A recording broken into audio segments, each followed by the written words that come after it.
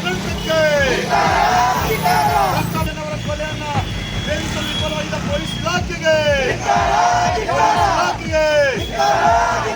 ವಿಜಯಪುರ ಜಿಲ್ಲೆಯ ಸಿಂದಗಿ ತಾಲೂಕಿನ ಬನ್ನಟ್ಟಿ ಗ್ರಾಮದಲ್ಲಿ ಏನು ಮಾದೇವಪ್ಪ ಹರಿಜನವರ ಕೊಲೆಯನ್ನಾಗಿ ಸುಮಾರು 4 ತಿಂಗಳ ಕಾಲ ಆಯಿತು.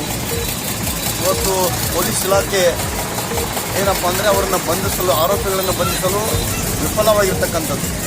ಹಾಗಾಗಿ ಬನ್ನಟ್ಟಿ ಗ್ರಾಮದಿಂದ ಸುಮಾರು 2 ದಿನಗಳ ಕಾಲ ಪಾದಯಾತ್ರೆ ಮುಖಾಂತರ ಬಂದು ಏನು ಇವತ್ತಿಗೆ 6ನೇ ದಿನ ಆಯಿತು. ಇವತ್ತು ಅಂಬೇಡ್ಕರ್ ಸರ್ಕಲ್ದಲ್ಲಿ ನಾವು ಅಹೋರಾತ್ರಿ ಧರಣಿಯನ್ನು ಮಾಡ್ತಾಯಿದ್ದೀವಿ.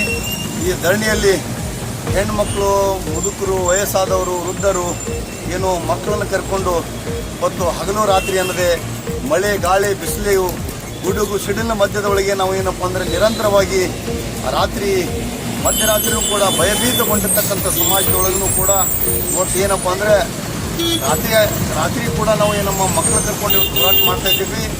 ಇವತ್ತು ಜಿಲ್ಲೆಯ ಉಸ್ತುವಾರಿ ಸಚಿವರಾಗಿರ್ತಕ್ಕಂಥ ಸನ್ಮಾನ್ಯ ಎಂ.ಬಿ. ಪಾಲ್ ಸಾಹೇಬರು ಕೂಡ ಇವತ್ತು ಬಂದು ಯಾಕೆ ನೀವು ಧರಣಿ ಕೂತಿದ್ರಿ, ನಿಮ್ಮ ಸಮಸ್ಯೆ ಏನು ಅಂತ ಕೇಳುವಂಥ ಪರಿಸ್ಥಿತಿ ಒಳಗೆ ಅವರಿಲ್ಲ. ಯಾಕಪ್ಪ ಅಂತಂದ್ರೆ ಇವತ್ತು ಜಿಲ್ಲಾ ಉಸ್ತುವಾರಿಗಳು ಬಬ್ಲೇಶ್ವರ ಮತಕ್ಷೇತ್ರಕ್ಕೆ ಮಾತ್ರ ಸೀಮಿತಾಗಿದೆ.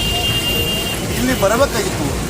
ಸುಮಾರು 6 ದಿನಗಳಾಯಿತು ದಲಿತರು ಹೋರಾಟ ಮಾಡ್ತಾ ಇದ್ದಾರೆ. ಅಂತಂದರೆ 6 ದಿನಗಳ ಕಾಲ ಆದರೂ ಕೂಡ ಇನ್ನೂ ಬಂದು ನಿಮ್ಮ ಸಮಸ್ಯೆಗಳೇನಾದ ನಾನು ಸ್ಪಂದನೆ ಮಾಡ್ತೀನಿ, ಅದನ್ನು ಆ ಅಧಿಕಾರಿಗಳಿಗೆ ನಾನು ತರಾಟೆ ತೆಗೆದುಕೊತೀನಿ, ಆ ಅಧಿಕಾರಿಗಳ ಗಮನಕ್ಕೆ ತರ್ತೀನಿ, ಯಾಕೆ ಆರೋಪಿಗಳನ್ನ ಹಿಡಿತಾ ಇಲ್ಲ, ಏನು ಸಮಸ್ಯೆ ಇದೆ, ತಾಂತ್ರಿಕ ಏನು ದೋಷ ಇದೆ, ಅಥವಾ ಸಾಕ್ಷ್ಯಗಳಲ್ಲಿ ಏನಾದರೂ ಸಮಸ್ಯೆಗಳಿದೆಯಾ ಅಂತಕ್ಕಂಥ ವಿಚಾರವನ್ನು ಮಾಡಿಕೊಂಡು ಬರಬೇಕಾಗಿತ್ತು.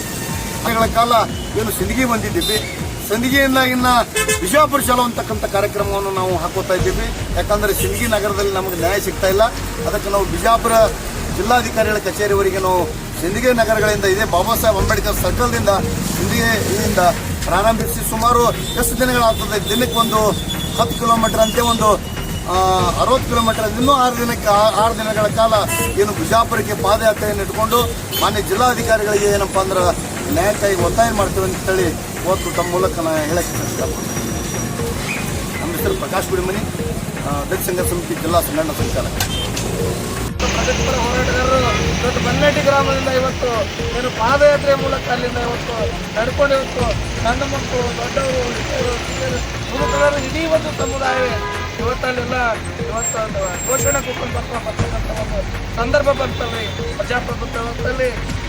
ನಾನು ಈ ಸಂದರ್ಭದಲ್ಲಿ ಮಾನ್ಯ ಈ ಸಿಂದಗಿ ತಾಲೂಕಿನ ಶಾಸಕರು ಅಶೋಕಣ್ಣ ಮನಗುಳಿಯವರಿಗೆ ಒಂದು ಮಾತು, ತಾವು ಚುನಾವಣೆಯಲ್ಲಿ ಇಲೆಕ್ಷನ್ ಇಟ್ಕೊಂಡಾಗ ಇವತ್ತು ನಿಮ್ಮ ಅಣ್ಣ ತಮ್ಮಂದಿರು, ನಿಮ್ಮ ಎಲ್ಲ ನಿಮ್ಮ ಕುಟುಂಬವೇ, ಅಣ್ಣ ತಮ್ಮ ಹೆಂಡರು ಮಕ್ಕಳು ಎಲ್ಲರೂ ಕೂಡ ಇವತ್ತು ದಲಿತರನ್ನು ನೀವು ನಮ್ಮ ಮಿನಿಸ್ಟರ್ ಮಾಡಿರಿ, ನಮ್ಮ ತಂದೆಯವರಿಗೆ ಮಿನಿಸ್ಟರ್ ಮಾಡ್ತಕ್ಕಂಥ ಋಣ ನಿಮ್ಮ ಮ್ಯಾಗ ಐತಿ, ಅದನ್ನ ತೀರಿಸ್ತಂತ ಎಲ್ಲರೂ ಕೈ ಕಾಲು ಹಿಡ್ಕೊಂಡು ಮಗು ತಕ್ಕೊಂಡರು. ಇವತ್ತು ದಲಿತರಿಗೆ ಅನ್ಯಾಯ ಆಗ್ತಾ ಇದೆ. ಇದು ನಿಮ್ಮ ಕಣ್ಣಿಗೆ ಕಾಣಿಸ್ತಾ ಇಲ್ವಾ? ದಲಿತರಂದ್ರೆ ನೀವು ಕೇವಲ ತಗೊಂಡ್ಬಿಟ್ರ ಇವತ್ತು ನಮ್ಮ ಓಟ್ಗಳನ್ನು ತಗೊಂಡು ಇವತ್ತು ನಮ್ಮ ಸಮಸ್ಯೆ ಬಂದಾಗ ಇವತ್ತು ನೀವು ಕಣ್ಮರೆ ಹಾಕ್ತೀರಿ. ಇವತ್ತು ಮಧ್ಯಪ್ರದೇಶಿಸಬೇಕಾಗಿತ್ತು, ಪೊಲೀಸ್ ಇಲಾಖೆಗೆ ಆದೇಶ ಮಾಡಬೇಕಾಗಿತ್ತು. ನಾವು ಓಟ್ಗಳನ್ನು ಕೊಟ್ಟಿದ್ದೀವಿ, ನಿಮಗೆ ಕುರ್ಚಿ ಮೇಲೆ ಕೂಡ್ತೀವಿ, ಸುಮ್ಮನೆ ನೀವು ಮಜಾ ಮಾಡಕ್ಕೆ ಕೊಡ್ಸಿಲ್ಲ, ಸುಮ್ಮನೆ ರಾಜಕೀಯ ಅನುಭವಿಸ್ಲಿಕ್ಕೆ ಗೊತ್ತಿಲ್ಲ. ಇವತ್ತು ಈ ಸಿಂದಗಿ ತಾಲೂಕಿನಲ್ಲಿ ದೀನದಲಿತರು, ಅಲ್ಪಸಂಖ್ಯಾತರು, ಹಿಂದುಳಿದವರು ಎಲ್ಲರೂ ಇವತ್ತು ಬಡಜನರು ತಮ್ಮ ಸಹಾಯ ಸಹಕಾರಕ್ಕೆ ಬರ್ತಾ ಇದ್ದಾರೆ. ಅವರೆಲ್ಲರ ಮೇಲೆ ದೌರ್ಜನ್ಯ ಆಗ್ತಾ ಇದೆ. ನೀವೇನು ಕಣ್ಣು ಮುಚ್ಕೊಂಡಿರಿ. ಈ ಹಿಂದೆ ಮಾಜಿ ಶಾಸಕರಾಗಿರ್ತಕ್ಕಂಥ ರಮೇಶ್ ಅಣ್ಣ ಸಾಹೇಬ್ರಿ ನಮಗೆ ಈ ಒಂದು ಸಮಸ್ಯೆ ಕಾಣಿಸ್ತಾ ಇಲ್ವಾ? ದಲಿತರ ಕೊಲೆ ಆಗಿರ್ತಕ್ಕಂಥ ಕಾಣಿಸ್ತಾ ಇಲ್ವಾ? ಸುಮಾರು 12-13 ವರ್ಷಗಳ ಕಾಲ ಇವತ್ತು ದಲಿತರ, ಹಿಂದುಳಿದರ, ಅಲ್ಪಸಂಖ್ಯಾತರ ಮಕ್ಕಳು ತಾವು ಇವತ್ತು ರಾಜಕಾರಣ ಮಾಡಿದ್ದೀರಿ. ನೋಡ್ರಿ, ಇಲ್ಲಿ ನಮ್ಮ ಕಣ್ಣಿಗೆ ಮಣ್ಣು ಹಚ್ಚುವಂಥ ಕೆಲಸ ಮಾಡಬೇಡ್ರಿ.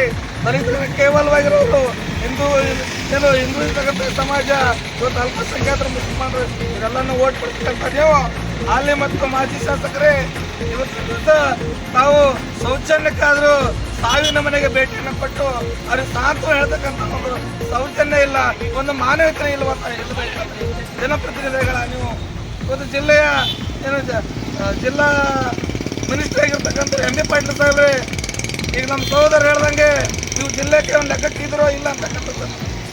ಮತ್ತು ಇನ್ನೊಂದು ವಿಚಾರ, ಮಾಜಿ ಸಚಿವರು, ಜಿಲ್ಲಾ ಏನು ಕೇಂದ್ರೀಯ ಮಾಜಿ ಸಚಿವರು ಮತ್ತು ಜಿಲ್ಲೆಯಲ್ಲಿ ಇವತ್ತು ನಾ ಪ್ರಬಲ ನಾಯಕ ಇದ್ದೀನಿ, ಹಂಗೆ ಮಾಡ್ತೀನಿ ಹಿಂಗೆ ಮಾಡ್ತೀನಿ, ಮುಖ್ಯಮಂತ್ರಿ ತಿರುಗಾಡ್ತಿ ಬಸವನಗೌಡ ಪಾಟೀಲ್ ಎತ್ತಾವ್ರಿ, ನಮ್ಮ ಹೆಣ್ಮಕ್ಳ ಬಗ್ಗೆ ಕೇವಲ ಮಾತಾಡ್ತೀರಿ, ನಿಮಗೆ ಸ್ವಲ್ಪ ನೈತಿಕತೆಯ ನೋಡ್ರಿ. ಇವತ್ತು ನಮ್ಗೆ ಏನು ಇವತ್ತು ಎಲ್ಲ ಶಾಸಕರು ಮತ್ತು ಜಿಲ್ಲೆಯ ಪಾಟೀಲ್ ಹಿಡ್ಕೊಂಡು ಎಲ್ಲ ಜಿಲ್ಲಾ ಆಡಳಿತಕ್ಕೆ ಮತ್ತು ತಾಲೂಕು ಇವತ್ತಿನ ದಿವಸ ನಾವು ಬನ್ನೇಟಿ ಗ್ರಾಮದಿಂದ ದಾಕೋಡ ಮಾರ್ಗ ಸಿದ್ದಿಗೆ ಬರೋವರೆಗೂ ಇವತ್ತು ಪ್ರಮುಖ ಬೀದಿಗಳನ್ನ ನಾವು ಸಂಚರಿಸಿ ಇವತ್ತು ಸ್ವಚ್ಛದಾರ ಮನೆಗೆ ಕಟ್ಟಿ ಇವತ್ತು 5-6 ದಿನ ಆಯ್ತಲ್ಲ ನಾವು ಕೊಡ್ತೀವಿ ನಾವು. ಯಾಕಂದ್ರೆ ಕೇಳ್ರಿ, ನೀವು ಎಷ್ಟು ಆ ಒಂದು ಪ್ರಾಣಿ ಅದಕ್ಕಿಂತ ಎಷ್ಟು ಕಡೆ ಆಗಿದೆ ಅಂತ ಹೇಳಕ್ಕೆ ಇಷ್ಟಪಡ್ತೀನಿ. ಇವತ್ತು ಬನ್ನೆಟ್ಟಿಯಲ್ಲಿ ಇರ್ತಕ್ಕಂಥ ಒಂದು ನಾಯಿ, ಒಂದು ಶ್ವಾನ ನಮ್ಮ ಜೊತೆ ಅಲ್ಲಿಂದ ಇಲ್ಲಿವರು ಪಾದಯಾತ್ರೆ ಬಂದು ಇವತ್ತು ಇಲ್ಲೇ ಇದೆ ಶ್ವಾನ. ಅದು ಕೂಡ ನಮ್ಮ ಮನೆಯೂ ಕೂಡ ತಹಸೀಲ್ದಾರ್ ಮುಂದೆ ಇರ್ತಿತ್ತು. ಇವತ್ತು 5-6 ದಿನ ಆದರೂ ಆ ನಾಯಿ ನಮ್ಮ ತಪ್ಪನೇ ಇದೆ. ಅದಕ್ಕಿಂತ ಕಡೆ ಆಗೋದ್ರ ನೀವು ರಾಜಕಾರಣಿಗಳೇ. ಅದಕ್ಕೆ ನಮಗೆ ಎಚ್ಚರಿಕೆ ಕೊಡಕ್ಕೆ ಇಷ್ಟಪಡ್ತೀನಿ. ಈ ಮೂಲಕ ಮುಂದಿನ ದಿನಗಳಲ್ಲಿ ನಾವಿಲ್ಲಿ ಕೂತಿವರೆ ಸುಮ್ಮನೆ ಸಾಮಾನ್ಯ ಕೂತಿಲ್ಲ. ತಂದೆ ಡಾಕ್ಟರ್ ಬಾಬಾ ಸಾಹೇಬ್ ಅಂಬೇಡ್ಕರ್, ಬುದ್ಧ ಬಸವ ಅಂಬೇಡ್ಕರ್ ಆಶೀರ್ವಾದ ಐತಿ. ಎಲ್ಲ ಮಹಾಪುರುಷರ ಶಕ್ತಿ ನಮ್ಮಲ್ಲಿ ಐತಿ. ಇವತ್ತು ನಮಗೆ ಇಲ್ಲಿ ಜೈಲ್ ಬರೋ ಅನ್ನುವಂಥ ಸಂದರ್ಭ ಬಂದರೂ ಕೂಡ ನಾವೆಲ್ಲರೂ ಜೈಲಿಗೆ ಹೋಗ್ತೇವೆ. ಆದರೆ ಮಹಾದೇವ ಪಟ್ಟಣನ ಸಾವಿಗೆ ನ್ಯಾಯ ಸಿಗುವವರೆಗೂ ಈ ಜಾಗ ಬಿಟ್ಟು ಕತ್ತುದಿಲ್ಲ ಅಂತ ಈ ಸಂದರ್ಭ ಅತ್ಯಂತ ನಾನು ಕಠೋರವಾಗಿ ಹೇಳಕ್ಕೆ ಇಷ್ಟಪಡ್ತಿದ್ದೀನಿ. ಅದು ನಮಸ್ಕಾರಗಳು. ನೀತಿ ಇರದ ನಾಡಿನಲ್ಲಿ ಪ್ರೀತಿ ಇರೋದು, ಸಮಾನತೆ ಇರದ ದೇಶದಲ್ಲಿ ಶಕ್ತಿ ಇರೋದು ಅನ್ನುವಂಥ ಮಾತನ್ನು ಹೇಳಿದಂಥ ಮಹಾನ್ ಮಾನವತಾವಾದಿ ಡಾಕ್ಟರ್ ಭೀಮರಾವ್ ಅಂಬೇಡ್ಕರನ್ನ ಸಂದರ್ಭದಲ್ಲಿ ನೆನಪುತ್ತಾ ಬನ್ನಟ್ಟಿ ಪ್ರಿಯ ಗ್ರಾಮದಿಂದ ಕಾಲ್ನಡಿಗೆಯ ಮೂಲಕ ನಮ್ಮ ಸಿಂದಗಿ ನಗರಕ್ಕೆ ಆಗಮಿಸಿದಂಥ ಹೋರಾಟಕ್ಕೆ ಆಗಮಿಸಿದಂಥ ತಮ್ಮೆಲ್ಲರಿಗೂ ಅಭಿನಂದನೆಗಳು. ಮಹಾದೇವಪ್ಪ ಹರಿಜನ್ ಎಂಬುವರ ಕೊಲೆ ನಡೆದು ಸುಮಾರು 4 ತಿಂಗಳು ಗತಿಸಿ ಹೋಗಿದ್ದು, ಕೊಲೆ ಆರೋಪಿಗಳನ್ನು ಪತ್ತೆ ಮಾಡುವಲ್ಲಿ ನಮ್ಮ ಸಿಂದಗಿ ಪೊಲೀಸ್ ಅಧಿಕಾರಿಗಳು ವಿಫಲವಾಗಿರುವ ಕಾರಣ ಇವತ್ತು ತಾವೆಲ್ಲ ಆ ಗ್ರಾಮಸ್ಥರಾಗಿರ್ಬೋದು, ಅದೇ ರೀತಿ ಈ ವಿಧಾನಸಭಾ ಕ್ಷೇತ್ರ, ತಾಲೂಕು, ವಿಜಯಪುರ ಜಿಲ್ಲೆಯ ಸಮಸ್ತ ಪ್ರಗತಿಪರ ಸಂಘಟನೆಗಳ ವಿವಿಧ ಹೋರಾಟಗಾರರು ಈ ಆರಂಭಿಸಿದಂಥ ಈ ಒಂದು ಹೋರಾಟ ವೇದಿಕೆಯಲ್ಲಿ ನನ್ನನ್ನು ಆಹ್ವಾನಿಸಿ ಮಾತನಾಡಲು ಅವಕಾಶ ಕೊಟ್ಟ ತಮ್ಮನ್ನೆಲ್ಲ ಮತ್ತೊಮ್ಮೆ ವಂದಿಸುತ್ತಾ, ಇವತ್ತು ಕರ್ನಾಟಕ ರಾಜ್ಯದಲ್ಲಿ ದಿನೇ ದಿನೇ ಪೊಲೀಸ್ ವ್ಯವಸ್ಥೆ ಬಲಗೊಳ್ತಾ ಹೋಗ್ತಾ ಇದೆ. ಮತ್ತೊಂದು ಕಡೆ ನೋಡ್ತಾ ಇದ್ದರೆ ಬಡವರಿಗೆ, ನಿರ್ಗತಿಕರಿಗೆ, ದಲಿತರಿಗೆ, ದುರ್ಬಲರಿಗೆ ನ್ಯಾಯ ಮರೀಚಿಕೆ ಆಗ್ತಾ ಹೋಗ್ತಾ ಇದೆ. ನೀವು ನೋಡಿರ್ಬೋದು, ಇಲ್ಲಿ ಅನೇಕ ಹೋರಾಟಗಾರರು ಹೇಳಿದರು, ಇವತ್ತು ಪೊಲೀಸರಿಗೆ ಸರ್ಕಾರ ಸಾಕಷ್ಟು ಸೌಲಭ್ಯಗಳನ್ನು ಕೊಡ್ತಾ ಇದೆ, ಅಪರಾಧಿಗಳ ಪತ್ತೆಗಾಗಿ ಅದೇ ರೀತಿ ವಾಹನಗಳನ್ನು ಕೊಡ್ತಾ ಇದೆ, ವಿನೂತನ ಸೌಲಭ್ಯಗಳನ್ನು ಸರ್ಕಾರ ಅವರಿಗೆ ಒದಗಿಸ್ತಾ ಇದೆ. ಇವತ್ತು ಸೋಷಿಯಲ್ ಮೀಡಿಯಾ ಜಮಾನ, ಅದೇ ರೀತಿ ಇಂಟರ್ನೆಟ್ ಜಮಾನ ಇದು. ಈ ಒಂದು ಸಂದರ್ಭದಲ್ಲಿ ಅಪರಾಧಿಗಳ ಪತ್ತೆಗೆ ಬಹಳ ಫಾಸ್ಟ್ ಚುರುಕಾಗಿ ಕೆಲಸ ಮಾಡುವುದು ಪೊಲೀಸರು ಮನಸ್ಸು ಮಾಡಿದರೆ. ಆದರೆ ಈ ಒಂದು ಘಟನೆಯನ್ನು ನೋಡಿದರೆ ಅವರು ಇಚ್ಛಾಶಕ್ತಿಯ ಕೊರತೆಯಲ್ಲಿ ಎದ್ದು ಕಾಣ್ತಾ ಇದೆ ಅಂತ ಹೇಳಿ ಅನ್ನಿಸ್ತಾ ಇದೆ.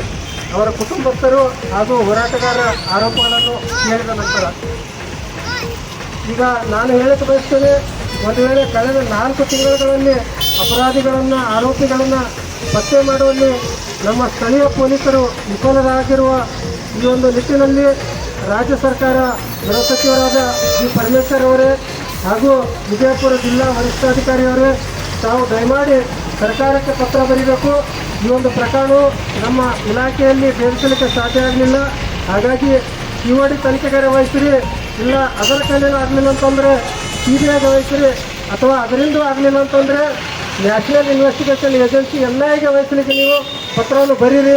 ಒಟ್ಟಾರೆಯಾಗಿ ಈ ಒಂದು ಪ್ರಕರಣವನ್ನು ತಾವು ಯಾವುದಾದ್ರೂ ರೀತಿಯಲ್ಲಿ ಯಾವುದಾದ್ರೂ ಒಂದು ಇಲಾಖೆಗೆ ವಹಿಸುವುದರ ಮೂಲಕ ಭೇದಿಸಿ ಅಪರಾಧಿಗಳ ಪತ್ತೆ ಆಗಬೇಕು ಮತ್ತು ಅವರ ಬಂಧನವಾಗಬೇಕು, ಹಾಗೂ ಈ ಕಾನೂನಿನಲ್ಲಿ ಅವರಿಗೆ ಸರಿಯಾದ ಶಿಕ್ಷೆ ಒಳಪಡಿಸಬೇಕು ಅನ್ನುವಂಥ ಒಂದು ಆಗ್ರಹ ಈ ನಿಟ್ಟಿನಲ್ಲಿ ಕೇಳಿ ಬರ್ತಾ ಇದೆ. ಅದಕ್ಕೆ ತಾವು ದಯಮಾಡಿ ಬೆಂಬಲಿಸಬೇಕು ಅಂತೇಳಿ ಜಿಲ್ಲಾ ಪೊಲೀಸ್ ವರಿಷ್ಠಾಧಿಕಾರಿಗಳಲ್ಲಿ ಕೇಳ್ಕೊಳ್ತಾ ನನ್ನ 2 ಮಾತುಗಳನ್ನು ಮುಗಿಸ್ತೇನೆ. ಜೈ ಭೀಮ್, ನಮಸ್ಕಾರಗಳು.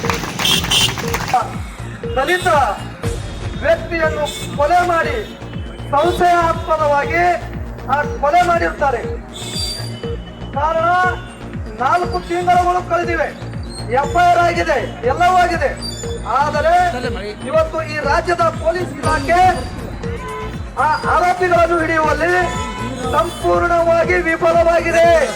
ಇಲ್ಲಿವರೆಗೆ ಆರೋಪಿಗಳು ಯಾರು ಅಂತಕ್ಕಂಥದ್ದು ಪೊಲೀಸರೇ ಹೇಳ್ತಾನೇ ಇಲ್ಲ. ಯಾರು ಆರೋಪಿಗಳು ಮಾಡಿದ್ದಾರೆ, ಯಾರು ಮಾಡಿದ್ದಾರೆ ಅಂತಕ್ಕಂಥದ್ದನ್ನು ತಂದು ನಿಲ್ಲಿಸ್ತಕ್ಕಂಥ ಒಂದು ಕಾರ್ಯ ಈ ಪೊಲೀಸ್ ಇಲಾಖೆ ಮಾಡ್ತಾ ಇಲ್ಲ. ಇದಕ್ಕೆ ಏನು ಕಾರಣ?